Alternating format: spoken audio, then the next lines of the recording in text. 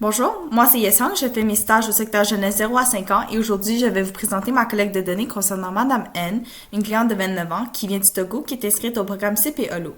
Alors pour cette collecte, j'ai utilisé le dossier du patient, j'ai eu des discussions avec d'autres professionnels tels que d'autres infirmières, la nutritionniste et le répit et j'ai aussi eu une entrevue directe avec ma patiente. Alors, Madame N, elle est constituée dans le cadre du programme CIP qui soutient les femmes enceintes en situation de vulnérabilité. Son inscription a été motivée par ses critères de vulnérabilité, dont un faible revenu, la sous-scolarisation et un isolement social. Elle est également inscrite au programme HOLO pour bénéficier d'un accompagnement personnalisé en matière de nutrition et de soutien pré- et postnatal. Alors, un petit peu plus sur elle, elle n'a pas de problème de santé. Elle a accouché son petit garçon sans aucune complication le 10 novembre. C'est son premier enfant qu'elle allait exclusivement.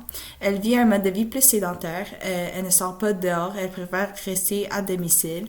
Mais elle dit qu'elle est trop découragée et fatiguée pour sortir. Elle fait pas d'activité physique. Elle consomme aussi beaucoup de pizzas données gratuitement à son travail chez Domino. Et parfois, ça lui arrive de manger seulement un repas par jour. Alors, Madame N, elle nous fait part aussi qu'elle vit un stress considérable lié à sa situation financière précaire. Elle dit qu'elle n'est pas capable de payer ses factures à la fin du mois. Elle a aussi des inquiétudes concernant son premier accouchement. Elle dit qu'elle a besoin de plus de renseignements. Elle exprime aussi un également de solitude qui est exacerbé par son isolement social. Alors, Madame N, elle a fui son pays il y a un an pour échapper à un mariage forcé et à la violence conjugale. Ma cliente est une maman monoparentale. Le papa est aucunement impliqué dans la vie de l'enfant. Elle travaille à temps partiel comme enseignante précédemment chez Domino avec un revenu de 1000 à 1500 dollars par mois.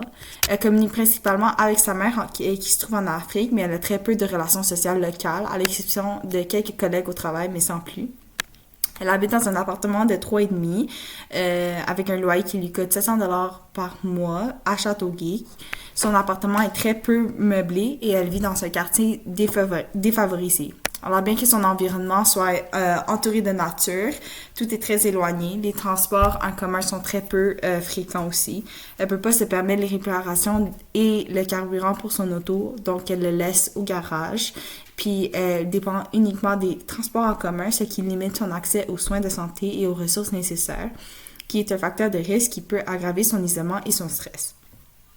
Ces difficultés économiques compliquent aussi son alimentation puisqu'elle elle privilégie une épicerie africaine, mais celles-ci sont rares dans son quartier, ce qui limite aussi son accès à une alimentation qui lui convient et qui augmente son risque d'insécurité alimentaire qui est un déterminant de la santé qui peut impacter sa nutrition et son bien-être en général.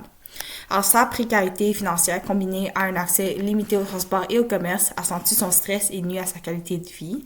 Alors, ces barrières l'empêchent parfois d'accéder aux ressources nécessaires pour elle et son enfant, ce qui renforce aussi son sentiment d'isolement. Alors, Madame N, elle dit être très motivée à améliorer sa santé et celle de son bébé, ce qui est une force. Elle se questionne aussi sur différents types de ressources communautaires pour l'accompagner.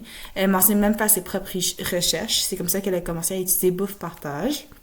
Elle accorde aussi une très grande importance à sa santé physique et elle s'investit activement dans l'adoption de saines habitudes de vie. Mais elle a toujours beaucoup de questionnements par rapport à ça. Sa stratégie, dans le fond, c'est de bénéficier de nos services ici pour offrir la meilleure vie possible à elle et son enfant. Puis elle est en train d'envisager de reprendre ses études. Alors, ma cliente aussi, elle a vécu un passé très difficile, mais elle reste positive face à l'avenir. C'est elle-même qui a pris la décision courageuse de tout laisser derrière, ce qui témoigne aussi sa résilience. Elle fait preuve de force pour traverser sa situation actuelle et démontre aussi une expertise dans l'exécution de ses actions ainsi que la prise de décisions éclairées. Alors, tous ces éléments sont essentiels pour établir un partenariat de soins qui favorise l'émancipation de la personne avec un grand P, qui est Madame N, qui cherche activement à renforcer son pouvoir d'agir en explorant diverses ressources.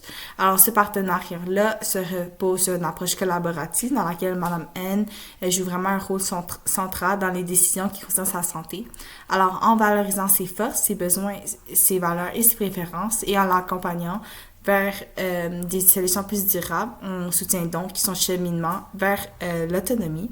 Alors, notre objectif n'est pas seulement de compenser pour ses vulnérabilités, mais de lui permettre de réapproprier sa santé et son bien-être afin qu'elle puisse construire un avenir plus stable et épanouissant pour elle et son enfant.